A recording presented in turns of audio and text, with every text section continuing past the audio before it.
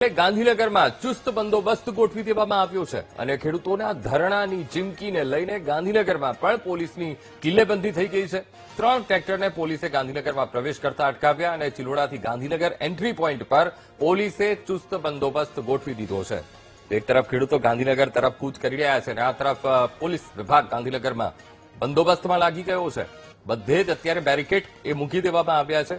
કિલ્લેબંધી આખી ગાંધીનગરની કરી દેવામાં આવી છે। ચિલોડાથી ગાંધીનગરના એન્ટ્રી પોઈન્ટ હોય કે આ તરફથી સરખેજ તરફથી એન્ટ્રી પોઈન્ટ હોય ત્યાં બધે જ અત્યારે બેરિકેડ કરી દેવામાં આવ્યા છે અને 3 ટ્રેક્ટર આવતા પણ અટકાવ્યા હતા પોલીસે, ત્યાંથી પાછા રવાના કર્યા। ખેડૂતોના ધરણાની ચીમકી અને જેને લઈને અત્યારે ગાંધીનગર પોલીસ પણ હરકતમાં આવી ગઈ છે। કોંગ્રેસની કૂચ અને ગાંધીનગરમાં અત્યારે કિલ્લેબંધી કરી દેવામાં આવી છે। કોંગ્રેસની ખેડૂત સત્યાગ્રહ, ટ્રેક્ટર રેલી અને મોટી સંખ્યામાં ખેડૂતો શાંતિપુરા સર્કલ એકઠા થયા છે। ત્યાંથી કૂચ કરીને ટ્રેક્ટર સાથે ખેડૂતો ગાંધીનગર જવાના છે ને એ પહેલા ગાંધીનગરમાં અત્યારે બંદોબસ્ત ગોઠવી દેવામાં આવ્યો છે।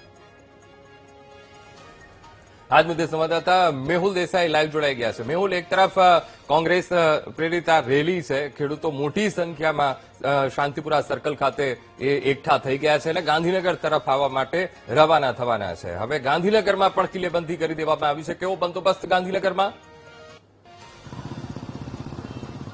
અંકુર, બિલકુલથી વાત કરવામાં આવે તો કોંગ્રેસ દ્વારા ખેડૂત સત્યાગ્રહ રેલી જે છે તે ટ્રેક્ટર સાથે કરવામાં આવી રહી છે, પરંતુ આ રેલીને ગાંધીનગર પાટનગર ગાંધીનગરમાં પ્રવેશ માટે પ્રતિબંધ છે અને ક્યાંક ને ક્યાંક આ પ્રતિબંધના કારણે ચુસ્ત પોલીસ બંદોબસ્ત જે છે તે ગાંધીનગરના એન્ટ્રી પોઈન્ટ પર જોવા મળી રહ્યો છે। મારી પાછળના આ દ્રશ્યો તમે જે જોઈ રહ્યા છો તે ગાંધીનગરના છે। ગાંધીનગર સેક્ટર 30 ની અંદર જે ચિલોડા તરફથી પ્રવેશ થઈ રહ્યો છે ત્યાં બેરિકેડિંગ જે છે તે કરી દેવામાં આવ્યું છે અને કોઈ પણ ટ્રેક્ટરને ગાંધીનગરની અંદર પ્રવેશ કરવા દેવામાં આવતો નથી। જ્યારે અમે અહીંયા પહોંચ્યા અંકુર, ત્યારે 3 જેટલા ટ્રેક્ટરોને પરત અહીંયાથી મોકલાયા છે અને જે ખેડૂતો તરફથી માહિતી મળી રહી છે તે પ્રમાણે ચિલોડા તરફથી લગભગ 20 થી 25 જેટલા ટ્રેક્ટરો જે છે તેમને પરત મોકલી દેવામાં આવ્યા છે અને તેમને શાંતિપુરા તરફ જવા માટે અલગ રસ્તો જે છે તે લેવા માટે પોલીસ દ્વારા કહેવામાં આવ્યું છે। અત્યારે ચુસ્ત પોલીસ બંદોબસ્ત ગાંધીનગરની અંદર જોવા મળી રહ્યો છે। ગાંધીનગરની ફરતે પોલીસની કિલ્લેબંધી અંકુર જોવા મળી રહી છે। આ પહેલા આપણે અમિત ચાવડા અને તુષાર ચૌધરી જે કોંગ્રેસના નેતાઓ છે તેમની સાથે વાતચીત કરી છે અને તેમને સ્પષ્ટ કર્યું છે કે તેઓ ગાંધીનગરમાં પ્રવેશ જે છે તે ટ્રેક્ટરની સાથે કરશે। જો પોલીસ જે છે તે વધુ ટ્રેક્ટરોને પ્રવેશ નહીં કરવા દે તો લગભગ 10 થી 15 ટ્રેક્ટર સાથે પ્રતિકાત્મક રીતે પણ ગાંધીનગરમાં પ્રવેશ કરીને તેઓ રજૂઆત અને લેખિત મુદ્દાઓ જે છે તે તેમના મૂકશે।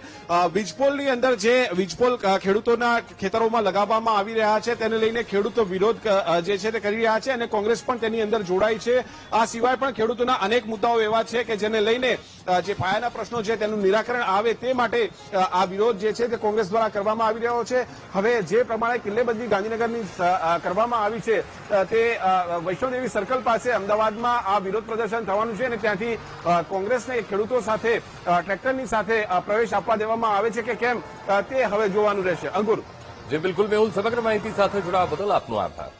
માગણીઓ છે એ પ્રમાણે સરકાર એમને તરત મદદ કરે એવું રેલી ગાંધીનગર ના પહોંચે તે માટે તમામ બંદોબસ્ત સરકારે કર્યો છે। પ્રાઇવેટ કંપનીઓ વાળે અનેક વખત કબૂલ્યું છે કે આ રાજ્યની અંદર પોલીસ ભાડે મળે છે, એટલે ભાડાની પોલીસે કદાચ ખેડૂતો ઉપર અત્યાચાર કરવા માટેનો પ્રયત્ન કરે, પણ ખેડૂતોનો એક જે બળાપો છે તે એમની માગણી છે અને એમને વધારે પડતા હેરાન કરવામાં આવશે તો એમની જે હાય છે એ આવનાર સમયની અંદર ક્યાંક ને ક્યાંક સરકારને ભારે પડશે। જગતનો તાત ખેડૂત કહેવાય।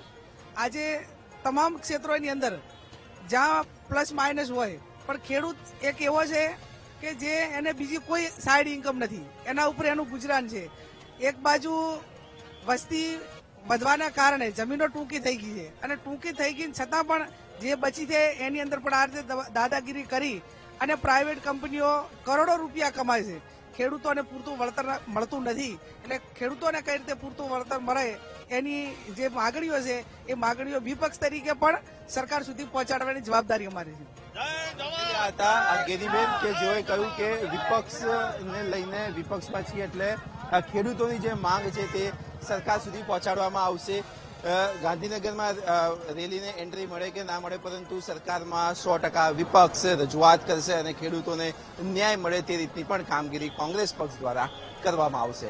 કેમેરામેન આશિષ જોડિયા સાથે પાર્થ નિજાની।